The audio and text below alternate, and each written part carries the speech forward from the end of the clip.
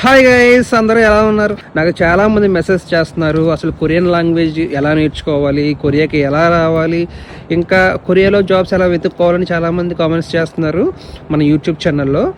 అయితే దానికోసం ఈ వీడియో చేస్తున్నాను మీకోసం. అయితే ఫస్ట్ చదువుకునే వాళ్ళకి, మాస్టర్స్ కానీ పిహెచ్డి కానీ చేసే వాళ్ళకి, వాళ్ళు చాలామంది జీకేఎస్ కేజీఎస్పీ స్కాలర్షిప్స్ ఉంటాయి, బట్ దానికి కాంపిటీషన్ బాగా ఎక్కువ.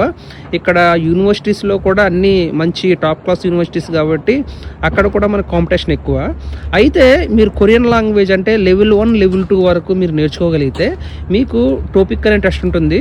అది కొరియన్ ప్రొఫిషియన్సీ ఎగ్జామ్ అనమాట. అది క్లియర్ చేస్తే మీకు ఈజీగా మీకు స్కాలర్షిప్తో కొన్ని పెద్ద పెద్ద నేషనల్ యూనివర్సిటీస్లో చదువుకోవచ్చు. దానికి మీరు ఫస్ట్ ఇక్కడికి వచ్చి లెవెల్ 1 లెవెల్ 2 కొరియన్ లాంగ్వేజెస్ చాలా డిఫరెంట్ యూనివర్సిటీస్ ఆఫర్ చేస్తూ ఉంటాయి. స్ప్రింగ్ సెమిస్టర్ అని, తర్వాత సమ్మర్ సెమిస్టర్ అని, తర్వాత వింటర్ సెమిస్టర్. అయితే ఇక్కడ సెమిస్టర్ వచ్చి 3 months ఉంటుంది కొరియన్ లాంగ్వేజ్లో. ఒక సెమిస్టర్కి 1 month బ్రేక్ ఉంటుంది. ఓకేనా? అయితే డిపెండ్స్ ఆన్ యూనివర్సిటీ. కొన్ని యూనివర్సిటీస్లో లెవెల్ 1కి 80,000 నుంచి 1 lakh వరకు వాళ్ళు ఫీజ్ స్ట్రక్చర్ ఉంటుంది. లెవెల్ 2 కూడా సేమ్ అలాగే ఉంటుంది.